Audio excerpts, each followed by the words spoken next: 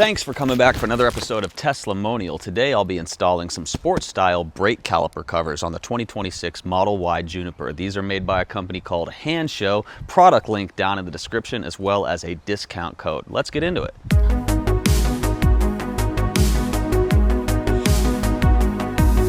Let's talk about some things you're going to need. Obviously, you're going to need a jack. You can also use a jack stand if you want once it's all the way up.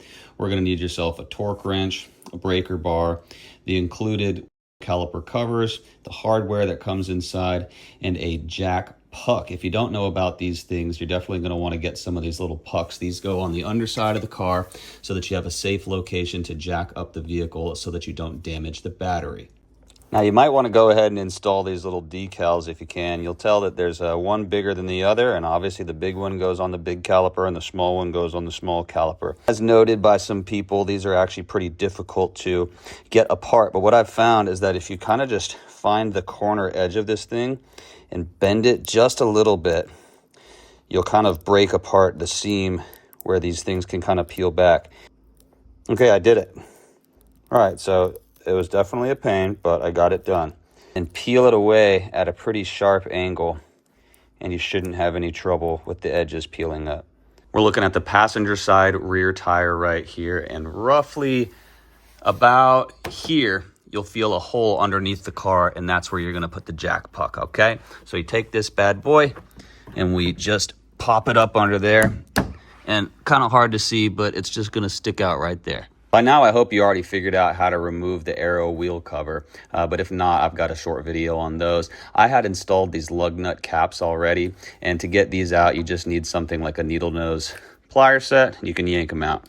Of course, you're always going to want to loosen the lug nuts before you lift the car into the air. You're going to need yourself a 21 millimeter socket wrench and your breaker bar for this job. Let's get it going. And once those lug nuts are somewhat loose, you can go ahead and safely lift the car into the air. Once the rear tire is sufficiently in the air, you can go ahead and start undoing these lug nuts. Some of you guys might have got a kit that had these pre-installed. Mine weren't pre-installed when I got it. They're labeled R4 and R5. I have no idea what the significance is of the numbers, but I only assume that the R is for the right side of the vehicle and the L is for the left side. Once these are actually installed and affixed to the caliper cover, it's supposed to essentially fit onto the brake caliper like this. So that thing hooks behind it and that should lay flat up against it. And likewise, this one should kind of go on the underside like this, okay? All right, so the back of the caliper cover should look something like this. Pay attention to the orientation of the clips, and essentially this little part is supposed to fit on this part right here, and make sure that this thing is fully seated all the way back. And just make sure that this thing really presses all the way up this way and seats in there. Let's see if I can get an angle on this. Something like that. All right, so once this gets tightened up, this should be halfway decent. So you're going to go ahead and grab that Allen wrench wherever you left it, because I can't remember where I left mine. God damn it. All right, and then we just start kind of lightly tightening these things little by little. You might need to like keep a finger on the clasp in the back to make sure that it sits in the right spot. So that's what I'm going to go ahead and do. Just kind of lightly keep my finger on it while that gets cinched up just enough so that I can go towards the bottom one and get it in the right place. Keep in mind, I'm not really going to tighten it fully on the top until I've got the bottom one feeling right. All right, so the top one looks decent. There should definitely be some space in there, and you can kind of see how that little clamp is supposed to seat, and it does it the exact same way on the underside. So let's check it out.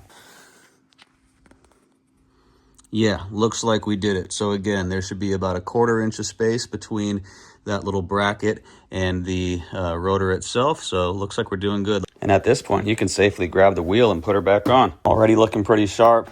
Go ahead and get those bolts slightly snug. I'm not going to fully secure it. That'll be a job for the torque wrench. Now we can go and safely let the car down. Now go ahead and switch your socket over to the torque wrench. This one's set to 129 pounds. I just Googled that, guys. I'm pretty sure it's right. So go after it and just tighten everything up.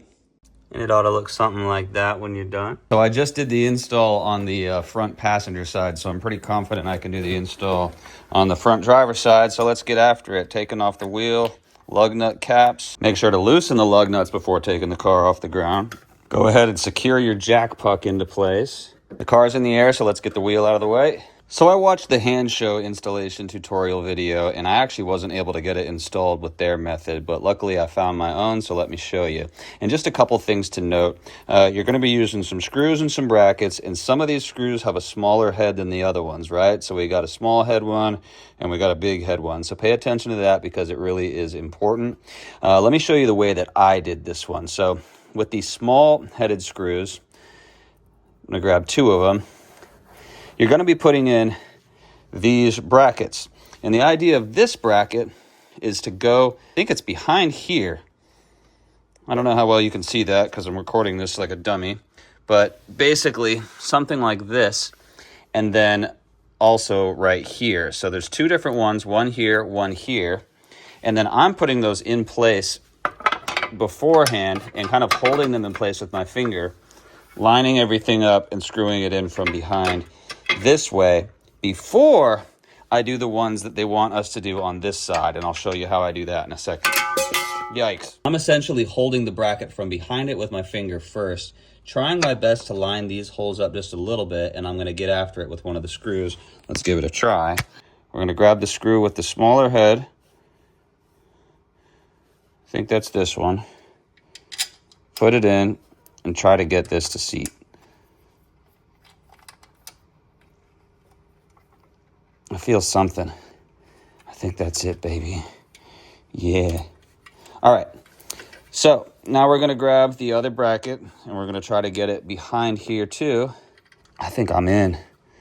Yeah. See? Way easier. So now that you got that there, you don't want it like fully tight, but you want to grab these goofy looking stair looking brackets and come around this side. Now that we're in here, we can grab the big headed screws, right? And then we take the stair stack thing. Yeah, something like that. And then you take your little Allen wrench and just go to town on it. Don't stop till you get enough. Actually, I think this is the one you can kind of hand tighten at first. So let's do that for both of these. Spin that bad boy in with the fingertips. Just the tips. All right. And then that's when you give them that Allen. You know what I'm talking about. You tell them Mr. Allen stopped by. Yikes. All right, so now that you got those ones tight, you can go back here, cinch these down just a little bit, and pretty much you're good to go after that. Pop that tire back on, hit the road jack. Make sure not to forget your jack puck. Hit the lug nuts up with the torque wrench. And there we go, guys. I don't know about you, but I think that looks pretty good. If any one of you actually watched this entire video and it helped you do an install, let me know in the comments. It really means a lot to me. I'm a small channel. If you enjoyed what you saw, make sure to like and subscribe to this video. Hopefully, I'll see you next time on Teslamonial.